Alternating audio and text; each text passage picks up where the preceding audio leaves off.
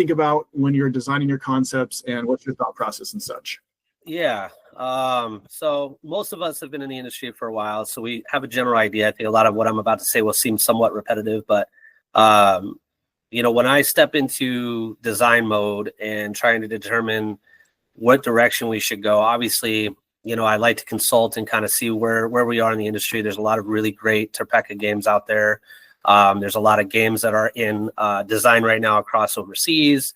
And it's always trying to figure out where is the industry going and what is the demographic for where we're going to be designing the game. What makes sense, right? Because ideally, in a perfect world, we build Disneyland experiences in every demographic, in every city, in every market. But that doesn't always make sense in smaller markets or middle markets. The return on investment on building a $300,000 or $150,000 or $200,000 room in, let's say, a sub 500,000 community is, that's tough. So it starts to design, like, what can we do with the budget that we have, and how can we spend that budget the best way possible to create the best immersive experience that we can, and where can we find ways where we don't have to spend money, where we can create the immersion element that can bring the customer in, that doesn't cost any money at all. And so then we'll start with a storyboard. I'm sure a lot of you guys do this. We try to figure out what's new, what's trending, what are things that maybe are unique. But at the same time, if you're going to build unique, keep in mind you're putting yourself into a small niche. So you need to figure out, is that niche going to generate revenue? All those different variables. So a lot goes into the thought process, but the main focus for me when I start designing is connecting with the customer and trying to connect with all customers. And what I mean by that is not just gear a room specifically for enthusiasts, not just build a room specifically for people that like horror, not just build a room specifically for somebody that wants an action game. Try to design an experience that will engage everybody in all facets and appeal to everyone, which is extremely difficult to do in a lot of cases. So that's kind of the process, and then we'll weed it down. And an example of how you can do that, I worked with Mike. Mike and I partnered together. I've known Mike now for quite a while. Mike's been doing reviews for Escape the Rumors for quite a long time. He works with Morty. He's in the community. I would consider him an enthusiast. And sometimes in the world of when we build escape rooms, if you talk a lot to escape room owners, we are terrified of guys like Mike, because we feel like Mike's going to come in and overanalyze everything and bash us to the ground and potentially cause us maybe to get bad reviews or whatever. Or the alternative effect of that is he comes in and does a great review and we see some traction from it and we get credibility, maybe a Terpeka award, stuff like that down the road. So what I talked to him about was, hey, let's create an awesome concept that we can hit people initially at the beginning. And I think that's where I feel like we're going to start shifting our focus to, and where I kind of start designing now is the experience needs to start from the beginning. So we call it the 3 W's, right? We want to hit them with the wow when they walk in the door. We want to hit them with the wow when they go through the experience. And we want to hit them again with the wow as they walk out the door. If we can get the 3 W's, then we win, right? So that's kind of been our motto. That's kind of been our core as we've been designing is can we hit the 3 W's and design everything on 3 W's? When they walk in the door, when they're playing their game, and when they're leaving. If we can hit all those facets, we've created not just a good escape room, but we've created an incredible escape room, something that is memorable, something that stands out, something that will draw people to come back and play another game or talk to their friends or share on social media or, whatever the case may be. So that's kind of now been the main focus of our design is we start from the lobby. And what does that feel like? And what is that what is the story we're trying to tell that's incorporated to the business, as opposed to just putting a logo on our business? What is the core of that business? What are we trying to get them to feel when they walk in the door, and then proceed through the rest of it? So Mike, I guess, you'd be better at answering some of that than I would. You've been traveling all over the country. You've done rooms out of country as well. Like, what are you seeing right now in the industry as far as how that's changing?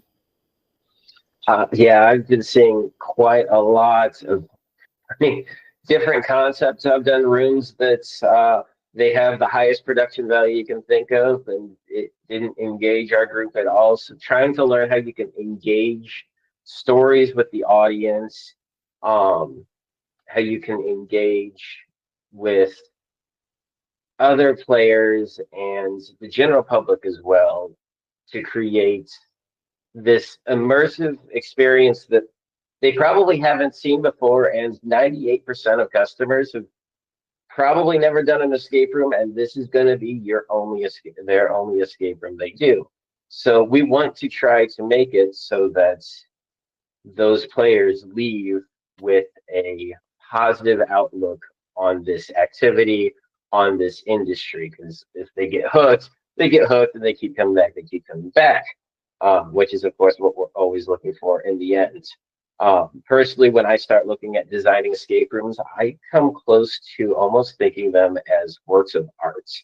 I come up with an idea in my mind and start molding it, start changing it to tell a story, tell something that, again, players weren't necessarily expecting to see. And when you put your heart and soul, especially in some of the rooms that I've done, I can tell the businesses that really do care about how puzzle design, how flow works in their rooms, it works in the game. Each and every room, it's going to be a different experience every time, and you always want to have a positive one. Makes sense. So I guess, where do you think the industry is going in general? Like, we can go back to you, Jonathon. You kind of already answered it, but we'll shift to that next, just as a whole, like where the industry is shifting. Well, when I started in 2013. So picture that, right? Like, we're in 2025 coming up right around the corner, right? And I've worked in various different facets. Now I'm in the head, like I'm doing the design elements of it and building them and creating these massive, crazy projects. What I found is that when we started the industry, everybody understands how it all got started, right? It was an idea, concept, put people in a room, give them an envelope that tells them the idea of what's about to happen, put a bunch of locks on things, have them solve some puzzles, and they get out, right? And we all know about the Forbes thing. Everybody became millionaires investing $25,000 into it, and that was great, right? And we've steadily over 10 plus years watched this industry emerge, like just completely change. And that's why I'm excited, because I feel like there's a lot of entertainment industry that, like, it just gets complacent. You can only do so much with it. It's only going to be this, and it can only be this. And yeah, you might tweak a few things, but it's always just going to be this and nothing much more than that. With escape rooms, you have the ability to flip rooms out, change, hey, we had Gen 2, now we have Gen 3, whatever the case may be, however people want to classify it. But it keeps people always just engaged and interested. So I feel like I'm starting to see more and more games the more I'm playing, and I'm not quite near at the level that Mike is. I'm chasing them down. But what I've experienced is that a lot of them are starting to go to more of a story narrative driven adventure. Now, it's a 50-50 mix. There's just people that are the old school that want to just go and do puzzles, and that's fine, as long as you can balance that mix in with that narrative style story driven game. But if it's too much of one way or too much the other way, I feel like you're just kind of like in the average now. I feel like adding that extra immersive element of really telling a narrative story, and it could be simple. Like we did, I don't know if you guys are familiar. I'm just going to highlight one, like The Nest, for example. That's not really an escape room. It is kind of an escape room, but that's definitely more, narrative theater type, immersion with escape room. I wouldn't say I would design a game solely like that, because it just doesn't fit in my opinion, like, a bigger model. But having those key elements where, like, you found a tape, you play the tape, it gives you more information about this person or story, and you start connecting characters. And now all of a sudden you see, like, I know, like, for us, we were like, oh, like, we want to know more about her. Or like we played The Basement, and The Basement, you bond with this person that initially you're scared of. And now you want to protect her. You don't want nothing to happen to her. And so now you're willing to sacrifice yourselves and do whatever it takes to protect her.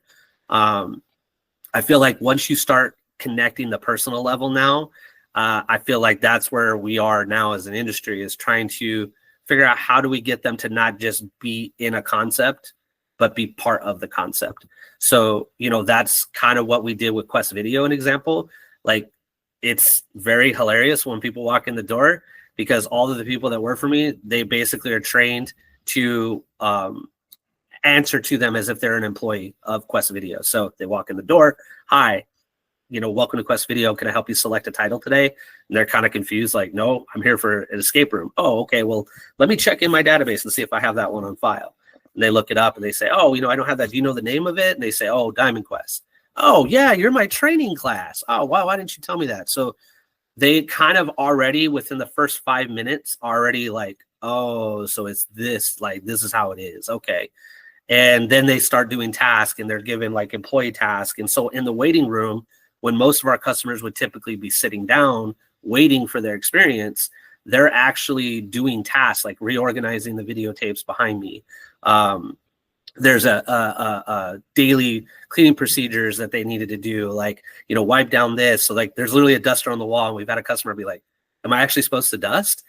And the guy that's behind the counter that's playing the manager is, well, like, yeah, like, your first day on the job, you don't want to not dust on your first day of the job. So they just laugh. They're like, oh, wow, okay.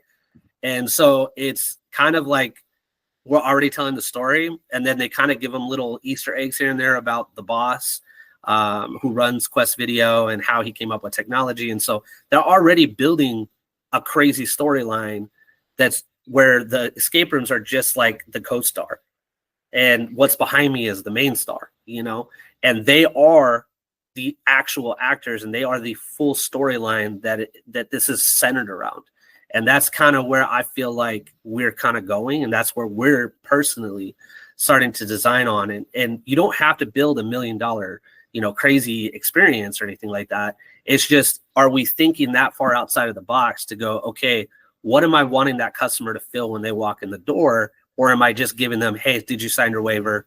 Hey, by the way, their bathrooms are around the corner, you know, all that basic stuff. Yeah, and honestly, that's a lot similar to what I experience as players, as playing games.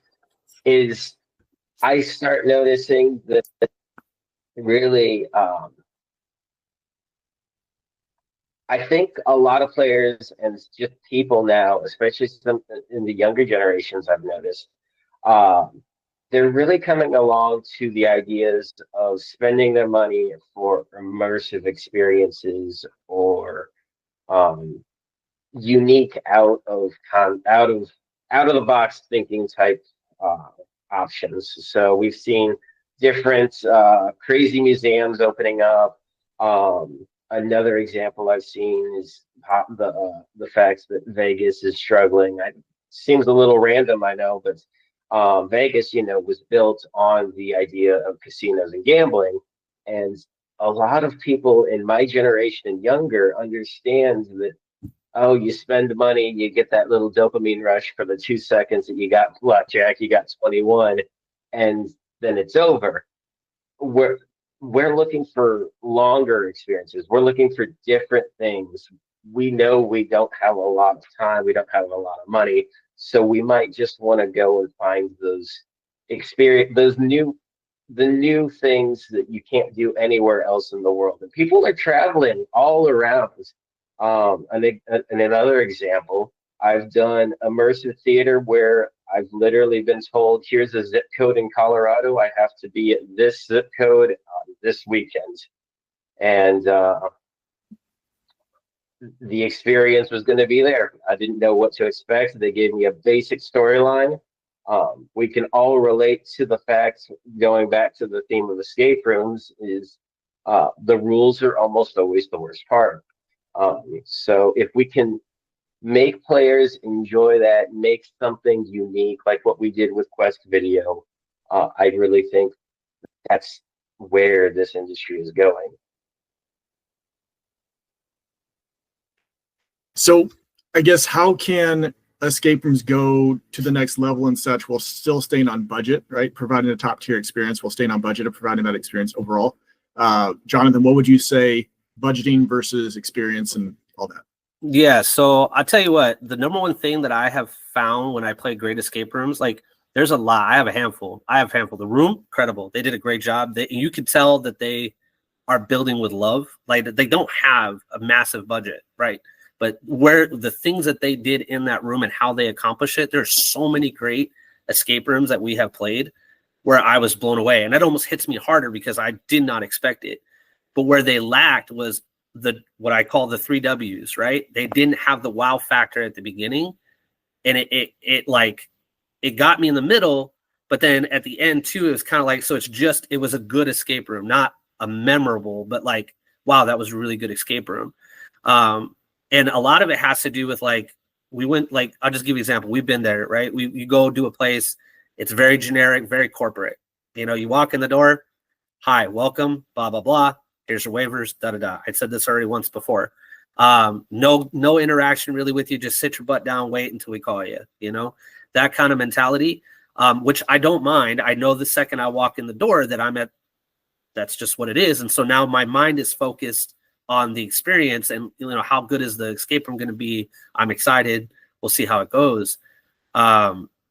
So I feel like where you can make the most amount of impact with the least amount of investment in time and money is that front end side. You don't have to have a Quest video. You don't have to have a massive thing. But what you can do is interact with them in a form of, think about what the story is up front. And then when your guys are coming out, instead of doing the, hi, I'm Jason, I'll be your game master. Let me go over the rules with you. Please don't touch these items. Please don't do this. The typical 10 rules that we hear everywhere. Send them out in full character, dress them up, invest $25 into a decent costume, have them own, like we do this with our guys. We did this years ago when nobody was doing it. Like nobody was doing it years ago. And everybody thought we were crazy. Like just wasting so much time on the front end, just give them the rules. But this is where we are now. So we were ahead of the curve back then, where you come out in a storyline and they're a character, and we would basically empower the staff to create a 5-minute skit or less that was a specific character that connected with the escape room that we built. And we would approve that script and they would read that script and that would be their thing. And each person was uniquely different, but it's still connected to the story. And people loved it. People would leave reviews like, oh, we loved Jacques, the pilot. Jacques was amazing. And so you would start seeing reviews about, God, the interaction starts from the second you walk in the door. They're interacting with you. And there's still so many escape rooms that have not made that jump because I think they're afraid to ask either any more of their staff, or they're afraid they may not have the right staff. And they're afraid that what happens if they don't like the actor element? Is it going to ruin the escape room experience? Like, you just gotta trust that process. I think even attempting makes a difference, because we've done ones that were like, the guy is really trying, but he's not the best. But man, I appreciated so much the effort that they were making, because that tells me that they were trying so hard to really make the experience personal and really make it immersive for me, that really it didn't matter that he's not the top actor in the company. It's just the fact that they were trying made a difference to me. And so they stand out because of that alone. So that's a great area where you can invest in without spending any money, really, other than just a few costumes, and really make it better in the front end side of things. And then also too, just going into the escape rooms yourselves and like, a lot of the times we get complacent. It runs, it's easy. I'm not worried about it. I got too much other stuff on my plate. I'm investing in a million other projects right now. I'm just going to let that be. Well, sometimes that's how we get complacent and rooms start getting either saturated or they start falling apart. And so I think that's another element where you don't have to spend a lot of money, but spending a little bit of money here and there just to, make something a little bit better in your room can certainly help, the immersive experience and also the player experience. Because if a puzzle's bad, a puzzle's bad. We've all been there, right? You could play it 100 times and you'll see the results, like they just keep struggling with it. If 100 people struggle with it, it's a bad puzzle. It needs to be redesigned. So taking that extra initiative to, let's just redesign a puzzle, guys, and see if we can make the player experience better. Doesn't cost you really much time to do, So that would be some fun things that you can do that don't cost you a lot of money, that you can still add immersion to your experiences. Yeah, and to piggyback off that, what I enjoy the most too is give me constraints when I'm designing rooms. I know that sounds weird. You're like, oh, hey, here's 1,500 square feet. You want to just build whatever you want.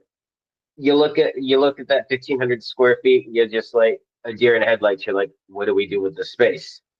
The more constraints I think that you give, to a certain extent, breeds creativity. It breeds that newness. And again, you don't necessarily need to know, um, oh, hey, we need to put this highly technological prop inside this game. We can modify it and make it different, change the puzzles out, change a couple of the, make it lower tech, change the props out. You'll start noticing ways that you can modify and rework things. One of our puzzles in the study, one of the rooms I created with Jonathon, we started with this high-tech puzzle involving aunts and staffs. And by the end of the end of our brainstorming session, it came down to 4 poles that just went into slots, and we put a grid of numbers behind it. And now people think it is the best one of the best puzzles in the game. So breeding creativity from constrictions is, I think, a really awesome thing. And Jonathon's correct in the fact of, at least for me personally, I thoroughly enjoy when game masters come out as actors.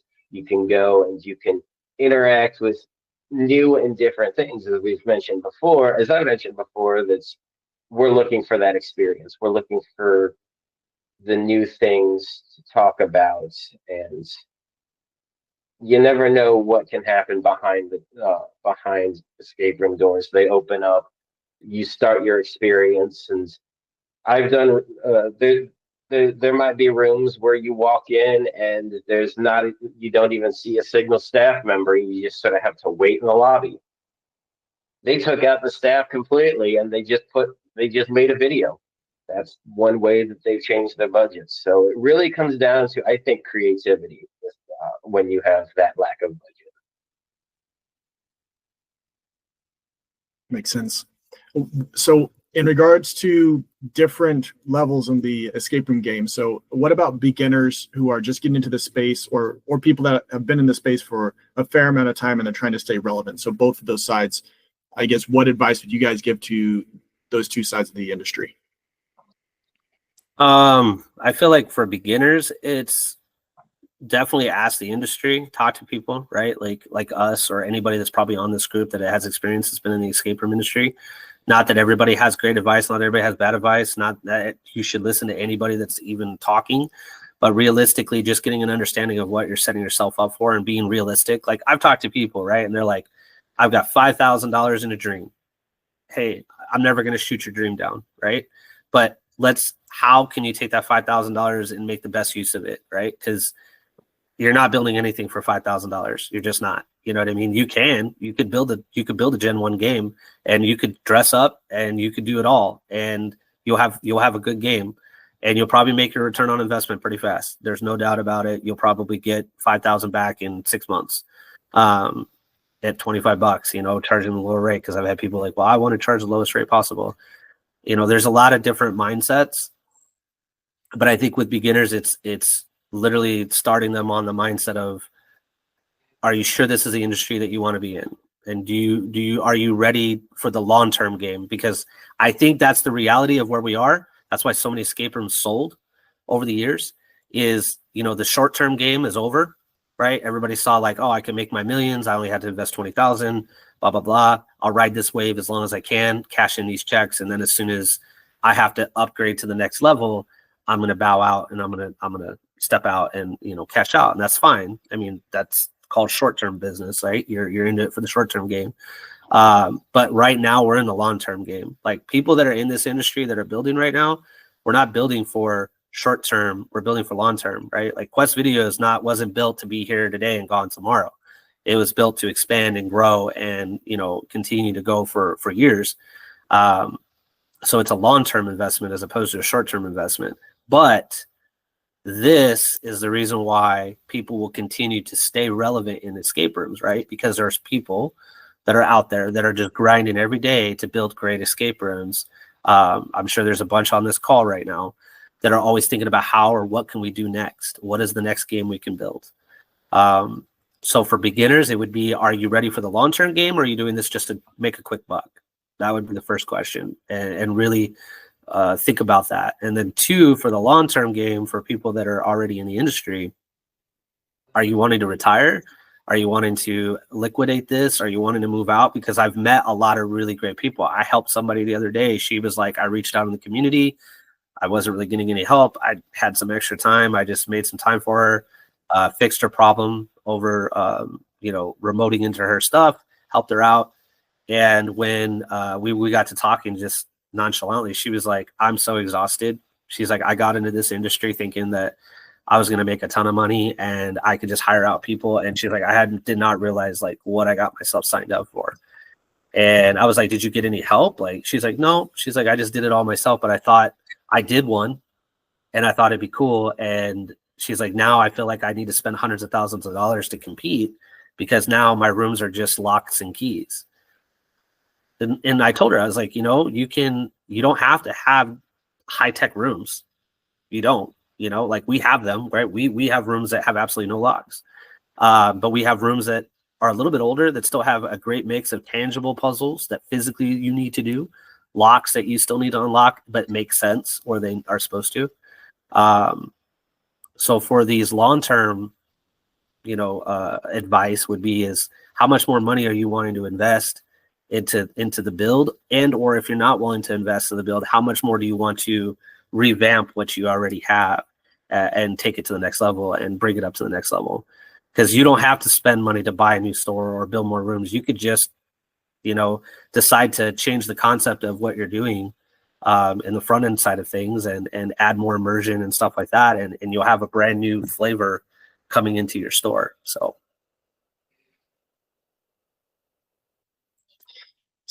I know some people raised their hand. Mike, do you have anything you want to say on this? And then we'll go into like just discussion at this point. Yeah. Not too terribly much coming from more of an enthusiast side of things. I've only just started, exploring the creation of escape rooms, and you can think you have one of the best ideas in the world, and when you start writing it out and putting it on paper, it changes. I've noticed that design-wise, as we all know with the design process, compromise is a necessity. And even compromising on your own ideas is something that I think beginners and experts should be well aware of what they need to work with when designing their games, checking things out.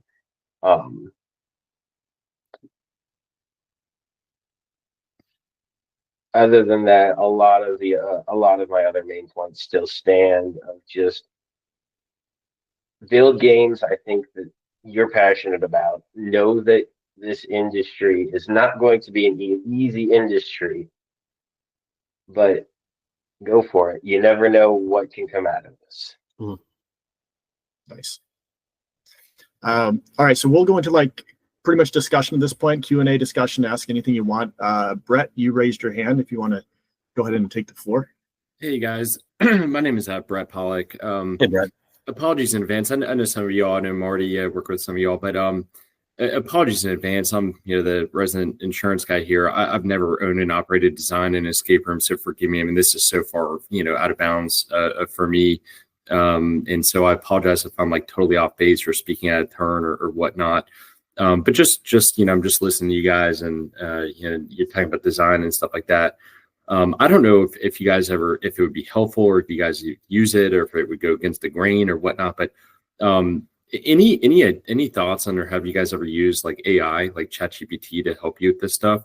I use ChatGPT literally, like I have it up on my desktop for everything. I use it for everything. I mean, have it rewrite my emails for me. I mean, I literally use it for everything and anything, and it just always makes my life better. I don't know if that's something you guys could ever explore, and hoping to try and figure out the next, whatever. So I can answer that. So first of all, hey Brett, nice to meet you, buddy. you as well. So yeah, there's a place for AI, and there's certain places that it's very useful, right? I'll tell you how I use AI. Okay. I don't use AI for everything. Now I use it for some things that make sense, that can just be more automated and save time for certain things. But I think when it comes to like designing and things like that, I have found that just AI cannot ever compare to the human ability to connect and to think of something, right? So like what I mean by that is I've tested the theory, right? Like you always have to be willing to test things, and I've tried to personally like see if ChatGPT could design me a game. And every time that I would get it to generate it, and I'm very good at AI as far as like prompts, like I've been studying it now for a hot minute. I'm very good at generating a lot of stuff. I can't get it to truly encompass what I'm trying to get my customers to feel. It can give me the generics, like, hey, here's an idea, here's this, that, whatever. But as far as like creating how the customer should feel, even if you tell it, like, I want my customer to feel this for this specific puzzle. Can you design this? And then, it's just not there, yet. I don't know. Maybe it will one day, but for me, it's not there yet. What I will say though, I have found it beneficial is when I hit the roadblock. And what I mean by that is when I'm designing, I could be like I'm designing, everything's just flowing. Boom, boom. Oh, yep, that looks good. Let's do this. Let's do that. That'll make the customer feel that. That leads to that. That visual will trigger that. That makes them feel that. They'll hear this. We'll be going down and building the game, and we'll hit a roadblock. And we'll be like, man, we really need something that kind of like encompasses this. How do we, what puzzle can we do? Sometimes then we'll go to ChatGPT and say, hey, generate me some ideas. And then from there, I just take the idea that it generated, and then I'm like, oh, shoot, I didn't think of that. Yeah, we could do some type of like a combustion thing. And then from there, we're good. I don't need ChatGPT from there. I know exactly how I'm going to design something based on that, but that helped me trigger, that get past that little roadblock in the design. So that's where I have found it to be very beneficial for me. It also can help in other areas, like if you need some quick, like, marketing stuff or things like that. It's been very beneficial for that. But I definitely don't feel you want to put all your eggs in your basket right now into AI. Not yet. Not yet. Right. I use ChatGPT as a tool all the time to help reword English, help exactly create puzzle design ideas, and then I just piggyback off the AI. It gives you a great jumping off points, I think, is what it really comes down to. Nice. Good question. Peter, you raised your hand. Yeah, why not? Just to chime in with the AI there. I everything Jonathan said was pretty much what I was going to hit on, but I've been using it, like I said, for idea kind of genesis and then carrying it from there. What I use AI for mostly with entertainment business is the chat feature. So I'll hop on there when I'm on a road trip, and now I have a professional in every field that I can run through ideas and just talking like a person back and forth for hours. And I can be really blunt with it, and I don't have to worry about hurting its feelings. When it starts going off on an idea, I go, no, shut up, that sucks. And I can bring it back on point. That has been incredibly helpful on our end. But my point that I want to bring up was, I know Dmitry and Jonathan and Austin and I, we all worked a lot with influencers. And I would love to see, escape rooms in general are kind of geared towards that, as we're providing a crazy experience. And now with budgets increasing and things kind of going, up the echelon of scale here, I would love to see something that's geared not necessarily towards, actual influencers, but anybody, things that are going to look amazing on social media. And I know that's been a theme in the past several years of, don't take any pictures, we don't take any, no phones, no nothing. I've always been against that idea, and I understand where it came from, was this, it's all secrecy, and we don't want to spoil it for anybody. But certainly, there's so many wow effects in games, and that's, something that every conference I've been to says you need a wow effect, you need a wow effect. And now it's turning into, you need to have, like Jonathan said, a wow experience throughout the entire thing from lobby to exit. But having something really geared towards encouraging people to bring in their phones and to capture it, and things that can change and evolve over time. That, oh, I saw a video my friend did it, but I didn't see that part, but I got this part. I would love to see something more geared towards being photo friendly in an escape room or a video where they get to capture this. It's not a, we don't want anyone else to see it. We want you share it with the world. You know, we're paying influencers to come in. I've always loved that when escape rooms encourage guests to take photos and videos and share it with their friends, and it always ends up really well. Nice. Yeah, I agree with that, Peter. Real quick, just to add to that, I firmly believe that, and just because I've been in the industry for so long, at the beginning there was only so much you could do, right? Like, it was really about the puzzles years ago. Like, it was how cool and how your logic puzzles, how creative could you be with your logic puzzles, that it really became very proprietary. Like, I want to really protect this puzzle because I designed this puzzle, and I don't want somebody to go and steal my puzzle, and then they go use that puzzle, because the room itself was not really the star of the show. It was really more about the puzzles and how you solve the puzzle and you unlock the lock. And so I feel like at some point that just became the norm. And so a lot of people, like you said, you have really great rooms. And I'll ask people like, hey, how come you don't take pictures? Oh, we don't want anybody to see this. And like, my response is always, look, listen, it's going to take a lot of commitment now for somebody to try to replicate what you're doing. Like, it's not like they can just come in and just replicate this now. And before in the past, it was like, oh, tonight I could go and replicate that puzzle, put it into my escape room and be done because I don't have to do anything. But like, now it's like, dude, you're going to have to spend some money, some serious money, if you want to come up with your own version of that puzzle. And so it's like, who cares? And honestly, at the end of the day, who cares? Who cares? Imitation is the best form of flattery. So at the end of the day, like, I encourage everybody, like, I give them some base rules. Listen, do not video the experience from start to finish. That's not fair. Don't do that. Number 2, don't video yourself solving the puzzle. What I want you to video, though, or what I want you guys to share with your friends, your family, and everybody else is your experience. So take cool shots of stuff. Like, I don't care. And guess what? It's a less than a 1%. You tell me, over the years, I've done this for a long time, less than 1% are going to go to that video in the moment and be like, okay, so in this moment they did this and did that. Like, nobody's doing that. Nobody cares. If your experience is great, they're only focused on the immersion. They could care less.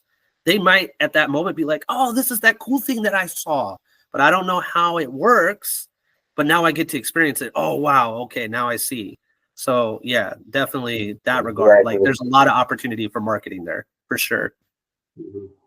After 330 escape rooms, I'm still finding puzzles that I've already solved before, but they present it in a completely different way. That's an amazing way to see it. Or even I see new and unique puzzles to help me personally design games of, oh, I'm working on this particular puzzle for this new room I'm building. This is one of the ways that I've seen done before in the past. How can I use that to build off what I've used? So that's a tool of not only going and experience a bunch of rooms, but AI, as we're talking about, can help jump off. Yep. Dmitry, you raised your hand. Oh, you're muted, Dmitry. Oh, sorry about that. Yeah, I want to add to this. Like, I've been always, like, since the early days. I opened my first escape room basically at the end of 2014 and was first in town. And I was always advocate of, sharing information. Like, I never had a problem with even like other escape room owners coming in, checking it out. I would show everything.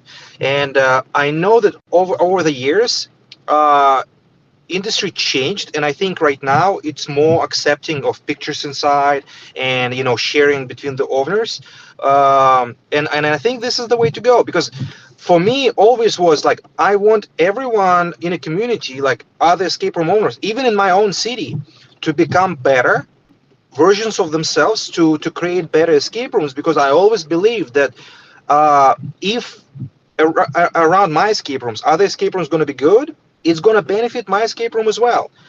as in general, just like a whole community, it gets better. Because I remember the early days, my escape rooms, like let's say, were better than average, right? And it hurt me a lot of times when somebody would come in and they're gonna say that they tried another escape room before and it was sucks, and it's bad because now they don't want to come back. So they came to my escape room because somebody recommended and said it's different. But think about how many people tried one bad escape room in their life and they never came back because they was thinking it's just dumb idea, it's stupid, it's not nice, it looks bad, puzzle sucks, and all of this good stuff. So I always was advocating for helping community to get better. Yes, if you like something in my escape room and it sparkles your imagination to make your escape room better, take it, improve it. It's gonna. And on another side, if your escape room now better than mine, well, what it's gonna do to me? I'm now gonna try to make my escape room better. And so this is, it just helps community to evolve and grow and just become better overall. That's how I see the situation. And I truly believe that's why we are where we are right now in the industry, is for that reason alone. This is so amazing. Like, you as owners now, you can go to a lot of escape rooms and you'll talk to the other owner for hours. It never was that way before. It used to be like, just get them in, get them out. Like, I don't want them in my store. But now it's all about community. Like, I'll talk to owners for hours and we'll just sit there and be like, oh, do you go through that? Oh yeah. Like, how did you figure out how to do that? And nobody cares anymore. I very rarely run into anybody that's not willing to help. Like, a lot of the times they're like, oh, let me show you the back. Like, let me show you this new, like what Ein was saying, that the COGS system. I didn't know anything about COGS, years ago. And somebody showed me COGS and I was like, wow, this is so cool. Like, I never knew about it. But like, you can only look at something on a website, but to physically experience it and then be like, hey, come check this out. This is what it looks like. This is how we operate it. It's like, man, that would be so cool how to incorporate that. And it's like, I'm not going to go, okay, how do I build this exact same room using his COG system? No, it's just, wow, this gives me insight onto technology that maybe I need to look into. And so, yeah, it's great. I think the community is the best it's ever been, ever. And that's why I feel like we're going to continue to thrive and why escape rooms are going to continue to grow exponentially, because everybody's wanting to make everybody better. Plain example, I don't know if you guys have ever heard of the Immersive machine in Arizona. When we started building, Scott reached out to us, day one, was like, hey, if you need anything, I'm here. I know you guys are new. Man, that meant the world to us. Like, wow, like somebody who's got already a foot stamp, they already have a Topeka game, they're already well known, and they reached out, and we did. We went and played his rooms, and then the first person that was at our door during grand opening, first person was him. He walked in the door. Hey, I just wanted to, welcome you guys to the community. I wanted to let you guys know if you need anything, I'm here for you. I know a lot of connections here. Good luck with everything. We wish you guys the best. And you know what? When people are done playing our game, they need a great place to play. We'll recommend you guys and all that fun stuff. I mean, that's what it's all about. Like that has to be what it's about for us to continue to thrive and for this industry to stay relevant, 10, 15 more years from now. It's just the ability of all of us wanting to get together, similar like this call, just people wanting to get together to make this business the best that it possibly can be and not feel like they can't ask questions, right? Like the community, the Escape Room Owners page, I pride myself in being one of the few people that will always try to answer people's questions.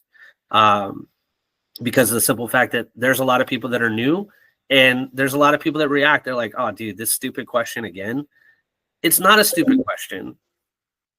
He's new, he doesn't know.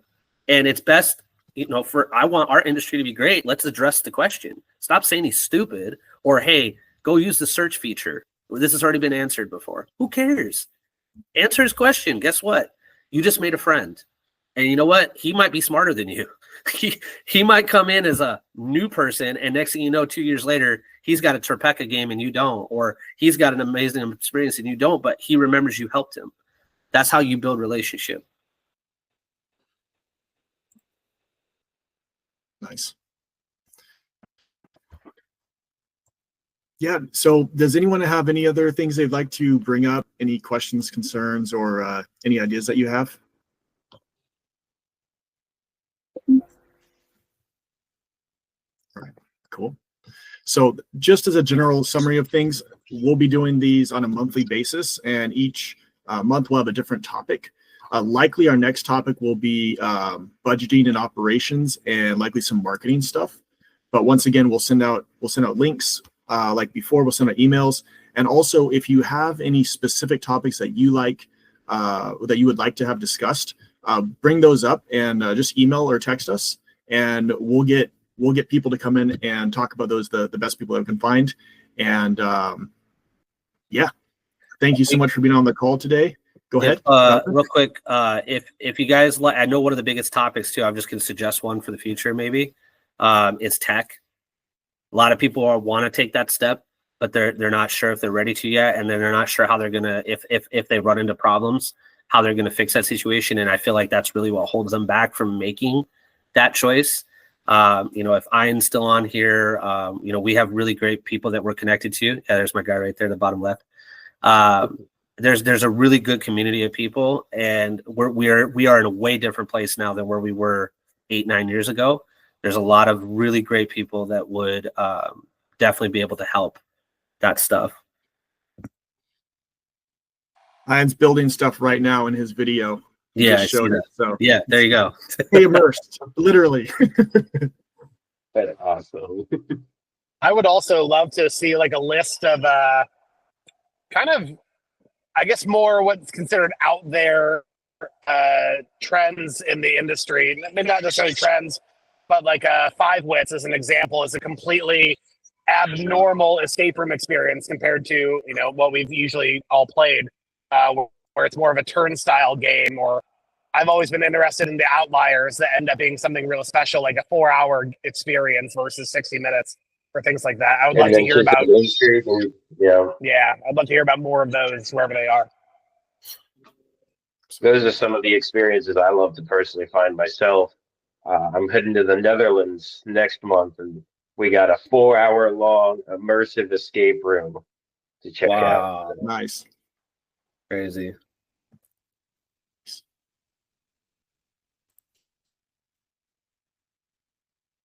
Awesome. Well, good stuff. So yeah, if anyone has any questions or topics that they want brought up in the future, just message us and we will do our best to get that going. And yeah, thank you for everyone being on the call today. Great stuff. And until next time. And if you want the recording, just message me, just so I remember who wanted it, and I'll send you a Google Meet link with the recording. Austin, I think we should make it available somehow, figure out how to upload it and make it like to everyone who is on our list. We'll make a private group or something where it's going to be shareable, and so they can review it and stuff. Great idea. Also, if you know anyone who might benefit from that kind of calls, send them the link to our page and let them subscribe. And yeah, we'll see you guys next time. Awesome. Thanks, everyone. It's nice meeting you all. Yeah, absolutely, guys. Thanks for hanging out with us. Thank you.